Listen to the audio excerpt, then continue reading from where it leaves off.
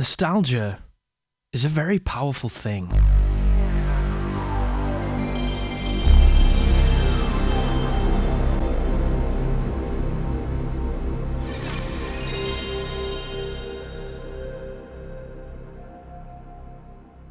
The original PlayStation was a powerhouse of creativity, innovation, and jank.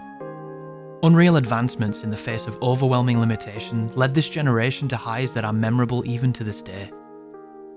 Vaulted titles that have since cultivated dedicated fanbases and well-deserved worldwide acclaim. At the time, however, I didn't always feel the same. This is the top 5 beloved games I did not like back then. As a die-hard N64 fan, whenever I played PlayStation platformers, I was a heretic in an unholy land. Zealots at my heels with stilettos as sharp as the red light in their eyes.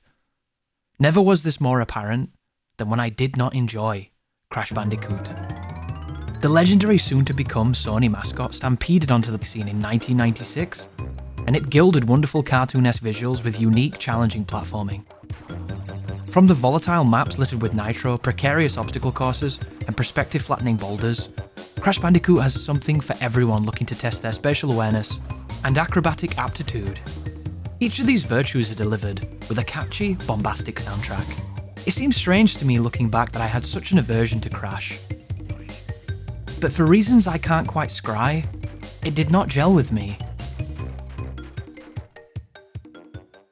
Blockbusters for kids in the 90s was the childhood equivalent of a friendly neighbourhood drug dealer, and the inoculant of choice was video games. The bad trip that makes this list is Resident Evil. In 1996, an armed unit swept through a darkened forest chased by an unknown enemy. The famous FMV crescendos with the branding of this famous survival horror series, and you break the seal on the Spencer Mansion. In hindsight, I really loved Resident Evil. It scared me at the right age, and gave me an experience unlike anything I had ever known. But it was because I wasn't actually playing it. I was a wingman for support, and eventually the pad was passed my way. I contributed, and collectively we navigated the nightmare. But being a confrontational kid, and enjoying combat more than most mechanics, I was always frustrated by the way you engage the enemies. And it led to loving the idea of the series, but not exactly enjoying playing them. I think we all have some games we prefer to watch than play. And who would have known all those years ago my profession right now was going to anchor on this parasocial phenomenon?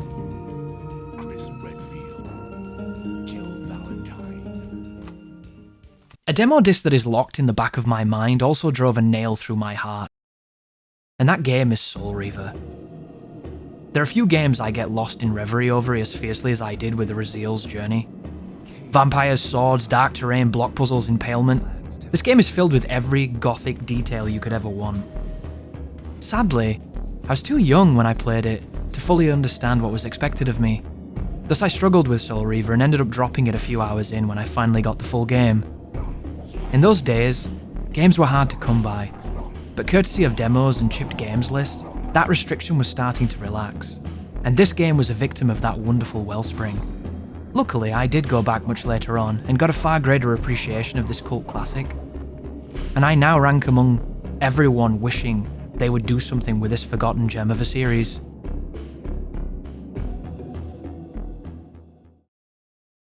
I could wax poetic for hours on end at the delicate arabesque threads of PlayStation classics I venerate. And then there's Oddworld. I can't really profess to have much knowledge or experience with this series. I've tried to play several of them, for several hours, and I always come to the same conclusion. Oddworld is not for me, and it never was. Of course, this doesn't mean it isn't a great game.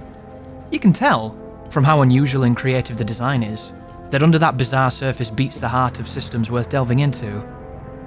It's a highly specific experience that does everything it can to be itself, and it was doing it back at the time when a lot of the industry was chasing the big fish before chasing their own tail.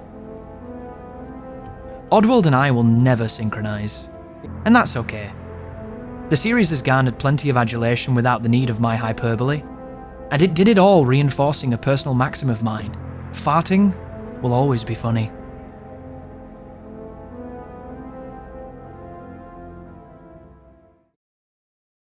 The ultimate spot on this list belongs to a game that is ardently worshipped and I can already hear the sound and see the torches in the distance of the angry mob baying for my ichor. Some sleeping dragons are better left alone, but like putting a wasp nest in a lasagna, I'm hitting play on Dance Madly and embracing the chaos. Final Fantasy Tactics. There are few games that wired my usual combative curiosity into submissive extol. Final Fantasy VII was one of those games. It was my first true RPG, and the connection I made to the world, the characters and the mechanics, was so true, I became a golem of virtue and defended its name against all ire. So when I learned that Cloud was in another JRPG that had nothing to do with Urgai's God Bless the Ring, the fuse of obsession was lit. Several flights of fancy later, I brought Final Fantasy Tactics home and booted it for the first time. And in my horror, nothing was as it should have been. Being a stalwart JRPG Neanderthal was probably the worst possible headspace to take on a grid-based, political, tactics-forward RPG. All my frames of reference were of a completely different style, and I hated it. Despised it. Heartbroken, I licked my wounds far, far away from the alien violation of Yasumi Matsuno's masterwork.